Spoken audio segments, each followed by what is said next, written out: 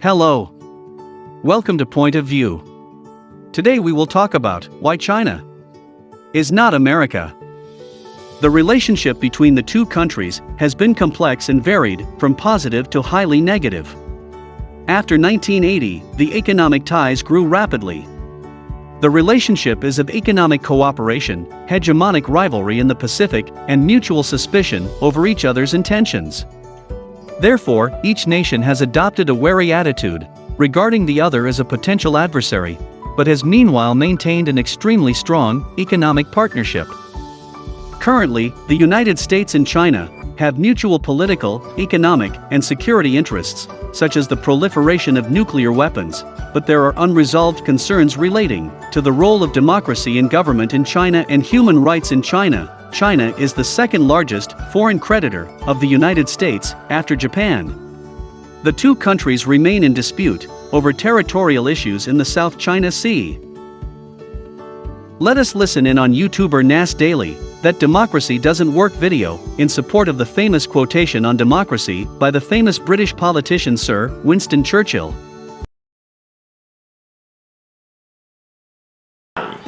Let's talk about democracy.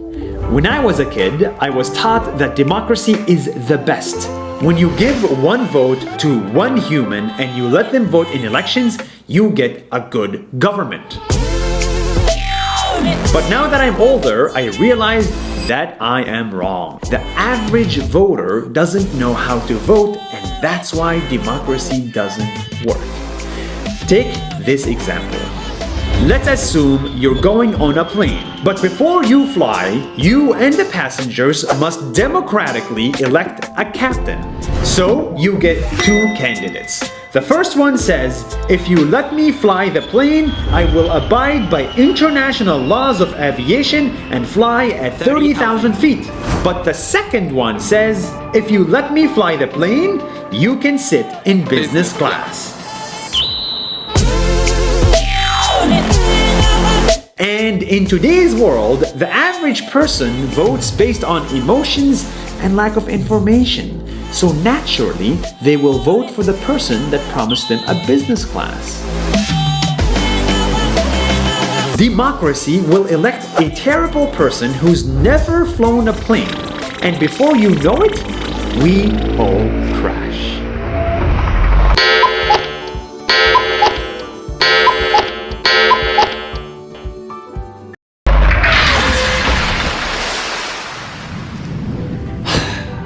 I am convinced that running a government is just like flying a plane. It's hard and it takes experience, years and years of experience. Tariffs, nuclear weapons, geopolitics, healthcare, borders. These problems need real professionals. It takes 10 years to be able to fly a plane. But in our government, anyone can vote and anyone can run. Democracy changes government every 4 years, but the real problems need 20 years to fix. Democracy is a good idea, but is it the best idea? Take China and India for example. China, with its central government, lifted 300 million people out of poverty, while India, with its democracy, has 300 million people in poverty. I don't like China, but for some reason, they are succeeding. Don't get me wrong, dictatorship is not the answer, it is never the answer. But there might be alternatives to democracy that are worth exploring. Technocracy, epistocracy are just two examples. But for now, the problem is real.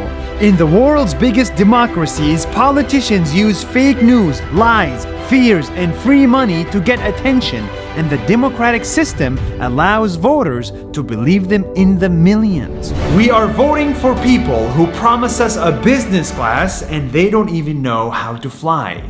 As someone once famously said, the best case against democracy is a 5-minute conversation with the average voter. Let's fix democracy before we all crash. See you next week.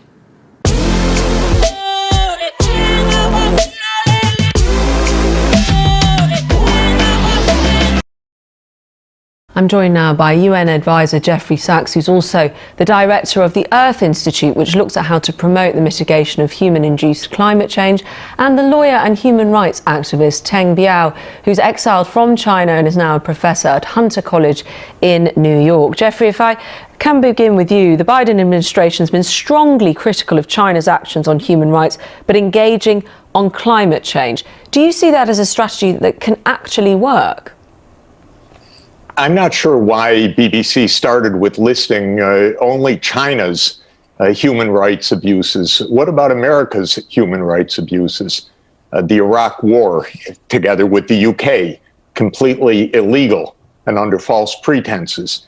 The war in Syria, the war in Libya, the continued sanctions against civilian populations in Venezuela and Iran, walking away from the Paris Climate Agreement for the last 4 years, unilateral trade actions that have been deemed illegal by WTO. So one can make anything one wants, but we have really serious human rights violations by the United States abroad, not to mention in insurrection on January 6th in our own country, not to mention the continued massive racism, white supremacism, and abuse of incarceration of hundreds of thousands of people in the U.S., Black, African American, people of color. So I think that the whole premise of this story is a little bit odd. No, but sorry, I'm looking. We have to look. If I may, we have to look. I found the framing of it not what I expected. I thought we were going to talk about climate change, which we should.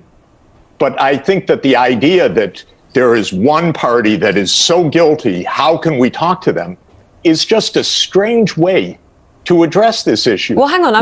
Sorry, Jeffrey. If I could come, Jeffrey, I'm hoping we can have a conversation. I'm hoping we can have a conversation. And if I could just say, I'm using, and what I'm saying back to you here is, we're also using the framing of the Biden administration. We're also talking from the perspective of how Joe Biden himself and those around him have talked about the human rights abuses in China. So you know, sorry, just to say, always, excuse me for one moment, the U.S. always attacks other countries. It holds itself sacrosanct. It's really outrageous, because I know what goes on in American foreign policy, and I know how abusive it is, and I know what it's like to live in a racist society, which I happen to do, where a significant part of this country is racist, followed a racist president who led an insurrection on the Capitol. And so the framing of this issue is strange.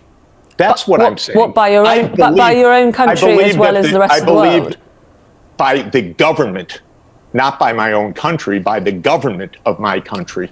So I believe that the two leading polluters absolutely need to clean up their act. This is crucial for the sake of the world.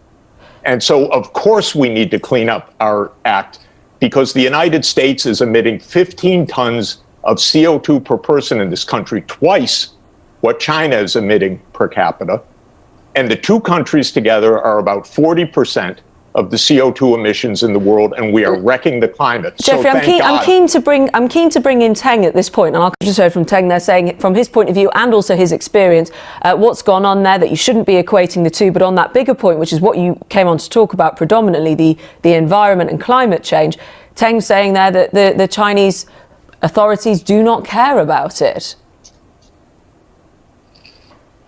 I find this discussion absolutely bizarre. Shall we talk about the U.S. Dropping bombs and flying U.S. warplanes over Yemen, creating mass destruction right now? Shall we talk about how many people have died in Iraq because of the U.S. illegal actions? There are so many wonderful, important things to talk about. There really are. Well, sorry, I did just ask you about the environment. If you could answer that question about China. This is such a strange framing. Of course, China abides by treaties. The United States walked out of most of the treaties recently. The United States walked out of the Iran treaty that was approved by the UN Security Council and by the UN member states, and then unilaterally imposed sanctions on the civilian population of Iran to bring as much suffering as possible. That is an absolute abuse. But there is a new administration. There is a new administration now, which is what happens. That's good. And so just bringing us up to date, which is what I'm trying to do. I take your point there that we've got to talk about what America has also done, whether there's equivocation here, Teng Biao just described what you were saying as whataboutery, and you're parroting the line of the Chinese. I'm sorry, of the Chinese Communist Party. Yes, but he is allowed his view of your view. Of course, and I'm allowed to completely disagree. You have, but I am keen. No, it's not about whatism. It's about how we are going. It's about how we are going to get along on this planet. From what you have said, it doesn't sound like you think the Chinese should. Because, as you rightly say, of what America has been doing for the last 4 years, it doesn't sound like you believe the Chinese should trust the Americans over a climate change deal. Is that right? I believe that the framing of this story of how can the U.S. trust China is bizarre. But sorry, I did just ask you a question. I think that the Chinese and the U.S. should sit down for serious talks, and then they can forge a pathway, as they did in 2015, to reach the Paris Climate Agreement. And then China stayed in the Paris Climate Agreement, and Donald Trump, a psychopath as president of the United States, walked out of the Paris Climate Agreement. So let's get the framing right. Okay, but some of your fellow Americans, in fact, millions and millions of them who just voted for Donald Trump again, wouldn't necessarily agree with your characterization. I'm telling you that this is a problematic country. And therefore, for one country, or for your story, to be saying that this is all about how can one trust China is really bizarre. A point you have made repeatedly, and we were trying to get more onto the environment there and what should happen next, which you did come to. Jeffrey Sachs, we have used up all our time, and I'm sorry to say that, but thank you. The two countries successfully agreed on Paris in 2015. We should build on that. An important point, Jeffrey Sachs, thank you for your time. Teng Biao, thank you to you.